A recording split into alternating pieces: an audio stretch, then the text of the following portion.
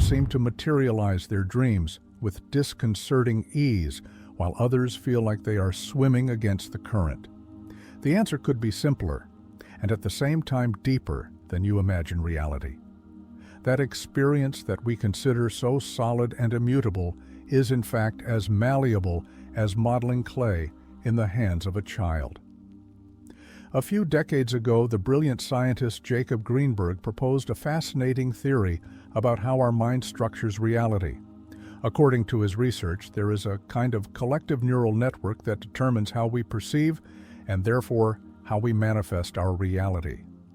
This invisible but powerful network is constantly modified through our thoughts, emotions, and above all, through our habitual behaviors.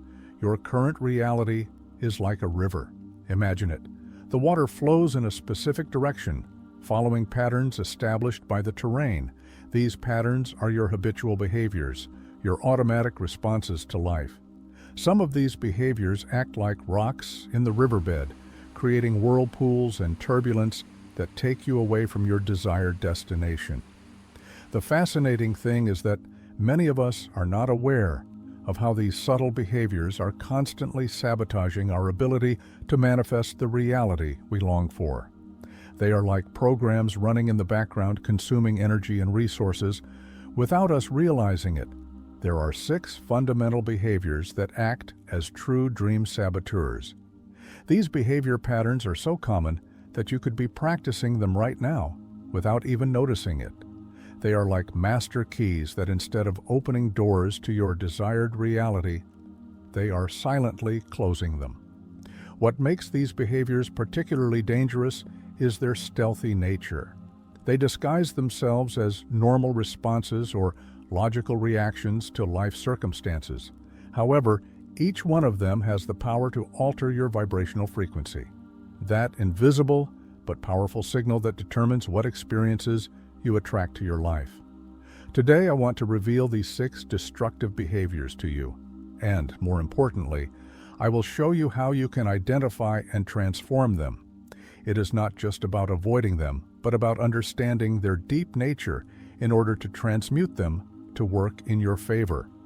Some of these behaviors might surprise you, others might make you uncomfortable, but I guarantee that recognizing them will be the first step to freeing yourself from their limiting influence.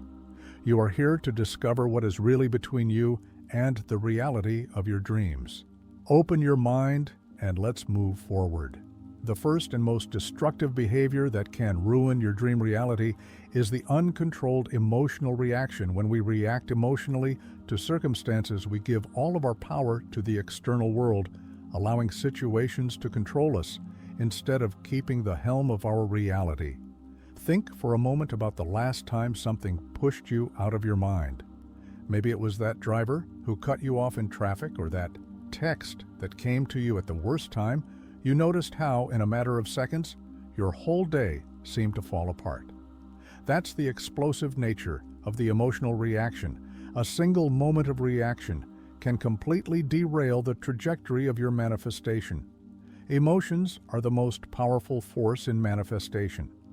They are like pure fuel for your thoughts. When you allow negative emotions to take over, you are literally feeding the reality you don't want. It's like trying to get north while your emotional compass persistently points south. What makes this behavior especially dangerous is its domino effect. An emotional reaction never comes alone when you react to a situation. Your vibrational frequency instantly changes, and this change attracts similar situations that will trigger similar reactions. It's a self-perpetuating cycle, creating a downward spiral that takes you further and further away from your desired reality. Imagine your vibrational frequency as the water of a lake. When you are calm, the water is crystal clear and you can clearly see the bottom, but each emotional reaction is like a stone that falls into that lake, creating ripples that distort your vision and alter your ability to manifest with clarity. The more stones fall, the cloudier the lake becomes. The key is not to suppress emotions, but to learn to respond instead of react. The difference may seem subtle, but it is fundamental. When you react, control is outside of you. When you respond, you maintain your power and you consciously choose how you want to proceed to transform this behavior. You need to develop a sacred space. It is that microsecond between the stimulus and your response. In that space lies all your power. It is the moment when you can ask yourself how the version of me that already lives in my desired reality would respond. The constant practice of creating this sacred space strengthens your ability to keep your vibrational frequency aligned with your desires, regardless of external circumstances. It is like developing an emotional muscle that allows you to stay your course even in the midst of the storm. Remember that every time you react emotionally, you are temporarily giving up control of your reality to the circumstances. External manifestation is like handing over the keys to your house to a stranger and expecting them to decorate the rooms. To your liking, conscious manifestation requires that you hold those keys firmly in your hands the next time you feel a situation about to trigger an emotional reaction. Take a conscious pause, breathe. Remember that your power lies not in controlling external circumstances, but in keeping your vibrational frequency aligned with your desired reality. In that moment of awareness, you have the opportunity to choose a response that brings you closer to your dreams, rather than further away from them. The second behavior that can silently but devastatingly destroy your manifestations is ignoring the current reality. Although it may seem counterintuitive, avoiding looking at what we don't like about our lives is one of the most effective ways to keep it present. It's like having a messy room and simply closing the door, hoping that it will magically sort itself out. This pattern is particularly seductive because it disguises itself as protection. We tell ourselves that it's better not to look at the state of our bank account, not to confront that toxic relationship, or not to acknowledge that health problem that worries us. Self-deception becomes our defense mechanism of choice. But what we don't understand is that what we don't like is that we are not looking at the situation that we are in. We avoid seeing it gains power over us when we ignore aspects of our reality. We are sending a very clear, energetic message to the universe. This is too powerful for me. I can't handle it. It's an unconscious declaration of helplessness. Every time we avoid looking at something, we are giving away our power, allowing it to grow in the darkness of our denial. Imagine your current reality is like a garden. There are beautiful flowers, but there are also weeds. Ignoring the weeds doesn't make them disappear. On the contrary, it gives them the perfect opportunity to spread their roots and become stronger. The only way to transform the garden is to first recognize its current state, without judgment, without resistance. The true transmutation of reality begins with the total acceptance of what is not, from a place of resignation but from a space of conscious power. When you look directly at that which makes you uncomfortable, something magical happens. You begin to regain the power that you had given away through avoidance. The process of facing the current reality can be uncomfortable. At first, it's like exercising a muscle that has been dormant for a long time. But each time you choose to consciously look at that which you previously avoided, you are building a new relationship with your manifesting power. The key is to develop an alchemical gaze. The alchemist does not judge the materials you work with. You simply recognize them as necessary elements for transformation. In the same way, when you look at your current reality without resistance, you turn it into the raw material for your manifestation. This process requires courage but also compassion towards yourself. It is not about torturing yourself with what you do not like about your reality, but about recognizing it as part of the path towards your desired manifestation. Each aspect that you have been avoiding is actually an opportunity disguised as an obstacle. The next time you feel the urge to avoid looking at some aspect of your reality, remember what you resist persists. Real transformation can only occur in the space of full consciousness when you face your current reality. With clarity and compassion, you are taking the first step towards its conscious transmutation. But you must be careful to recognize your current reality does not mean staying locked in it. Our energy must always be put in favor of what we wish to create, not of what we wish to eliminate. They are very different things. The third behavior that may be sabotaging your desired reality is the moralization of the universe. This is perhaps one of the most deeply rooted patterns in our collective psyche, and also one of the most limiting. Since we were children, we have been taught that if we are good people, if we do the right thing, the universe, it will reward us. However, this, although comforting, can be one of the biggest pitfalls on the path of manifestation. The universe, in its infinite complexity, operates under laws that transcend our human understanding of good and bad. It is like electricity. It makes no moral judgment before flowing. It simply responds to the physical laws that govern it. Electricity does not discriminate between a hospital and a war zone. It simply flows where it finds the right infrastructure. This perspective can be initially disturbing. Does this mean that our moral actions do not matter at all? Morality is essential to human coexistence and spiritual development, but confusing moral principles with the laws of manifestation can create a significant distortion in our ability to materialize our desires. Think of the countless kind people who constantly struggle, while a few individuals of dubious morals thrive. This apparent injustice has baffled philosophers and spiritual seekers for millennia. The key is to understand that the universe responds to frequencies, not moral judgments. It is possible to be morally correct, but vibrationally misaligned, and vice versa. When we moralize the universe, we create a distortion in our understanding of how manifestation works. It is like trying to open a digital door with a key mechanics. As beautiful and well-made as the key may be, it is simply not the correct mechanism for that lock. In the same way, as morally correct as our actions may be, if our vibrational frequency is not aligned with what we wish to manifest, the door will remain closed. True mastery in manifestation comes from understanding that we can maintain our moral values while working with the universal laws of frequency and vibration. We do not need to abandon our moral compass to be powerful manifestors. We need to understand that they operate in different dimensions of reality. Imagine that you are learning to dance. You can be the best person in the world, but if you do not understand and apply the principles of rhythm, you will fail. The laws of physics do not change according to your level of goodness. In the same way, the laws of manifestation operate independently of our moral judgments. The transformation of this behavior begins with the acceptance that the universe is fundamentally neutral. It is neither good nor bad. It is simply when we free the universe from our moral expectations that we can begin to work more effectively with its fundamental laws. It is like stopping fighting against the current and learning to swim with it. This understanding frees us to focus on what really matters in manifestation. Our frequency vibrational, our thought patterns, our deep beliefs about what we deserve and what is possible, instead of asking ourselves if we are good enough to deserve something.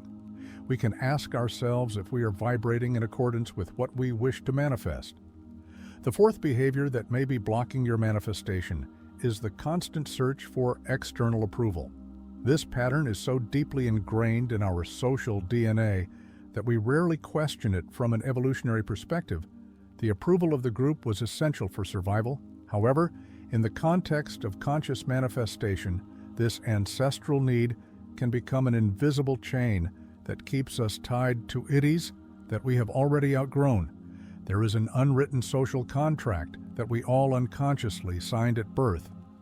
This contract states that in order to be accepted, we must maintain a certain consistency in our behavior, appearance, and achievements. When we begin to manifest a new reality, inevitably we begin to break this contract. Change, especially radical change, is often perceived as a threat by those around us. Imagine your vibrational frequency is like a radio signal. When you constantly seek the approval of others, you are allowing their frequencies to interfere with your signal. It's like trying to tune into a radio station while everyone around you is constantly adjusting the dial. The result is a distortion that makes it impossible to have clarity about your own frequency. The paradox is that the more we seek external approval, the less connected we are with our own internal approval. It's like trying to fill a glass with water while it has a hole in the bottom. No matter how much external validation we receive, it will never be enough if we haven't developed an internal source of approval. The true power of manifestation emerges when we dare to be authentically who we are, even when that means disappointing the expectations of others. This authenticity is not an act of rebellion, but of alignment with our deepest truth. When we free ourselves from the need for external approval, our vibrational frequency becomes clearer and more powerful. The transformation of this behavior begins with the recognition that the approval we seek outside is a reflection of what we refuse to give to ourselves. Every time we expect others to validate our decisions, we are giving away our manifesting power. It's like handing over the remote control of our reality to a committee of people who may have completely different frequencies than ours. The manifestation center requires that we become the primary source of our own approval. This does not mean isolating ourselves or rejecting the support of others, but establishing a solid foundation of the fifth behavior that may be sabotaging your manifestation is one we practice almost without realizing it: constant complaining. This seemingly harmless habit is like a virus that infects our vibrational frequency, creating a mental program that runs automatically, taking us away from our desired reality. Every time we complain, we are making an energetic statement to the universe. It is as if we are programming our internal GPS to look for more reasons to complain. The complaint is not simply an expression of discontent. It is a powerful statement that says, "This is what deserves my attention and my energy." What makes this behavior particularly insidious is its viral nature. One complaint leads to another, and before we know it, we find ourselves in a self-perpetuating loop of negativity. It is like being in a dark room, and instead of looking for the light switch, we dedicate our energy to describing in detail how dark it is. The energy of the complaint has a magnetic effect. It attracts more situations that justify our need to complain. It is a self-fulfilling prophecy that operates at a vibrational level. When we complain about the traffic of the sixth and final behavior that may be sabotaging your manifestation is attempting to outwork your current frequency. This pattern is especially tricky because our society celebrates effort and productivity above all else. However, in terms of manifestation, attempting to compensate for a misaligned frequency with hard work is like trying to fill a cracked glass. No matter how much water you pour in, it will continue to drain away. The key is to understand the difference between effort and struggle. Effort could be considered natural and necessary in the process of creation, but struggle is an indicator of resistance, vibrational. When we find ourselves constantly struggling, it is a clear sign that we are attempting to force outcomes from a frequency that is not aligned with our desires. True transformation occurs when we first align our frequency and then allow actions to flow naturally from that state of alignment. It is like first adjusting the frequency of a radio to get a clear signal instead of trying to enhance a distorted signal by turning up the volume. These 6 behaviors we have explored are like master keys that can open or close the doors of your manifestation. By recognizing them and consciously working on transforming them, you are taking back power over your reality. Remember, it is not about perfection, but about awareness and continuous progress. Every time you identify and modify one of these limiting behaviors, you are raising your vibrational frequency and getting closer to your desired reality. It is like tuning a musical instrument. Each adjustment brings you closer to the perfect melody. The most important thing is to maintain compassion for yourself during this process. The transformation of deeply rooted patterns requires time and patience, but every conscious step you take in the right direction no matter how small it may seem, is creating waves of change in the field of all possibilities. I invite you to observe these behaviors in your daily life and start working on its transformation. Your dream reality is waiting for you to tune into the right frequency. You are ready to take the next step. You can start small. Start by not knowing what happens to you, and you will see how everything changes. Color. Allow me a second to send a special greeting to Ricardo Ibarra. Thank you very much for your support. If you got this far, receive as always. A big hug on behalf of the entire team. Thank you very much for watching this video.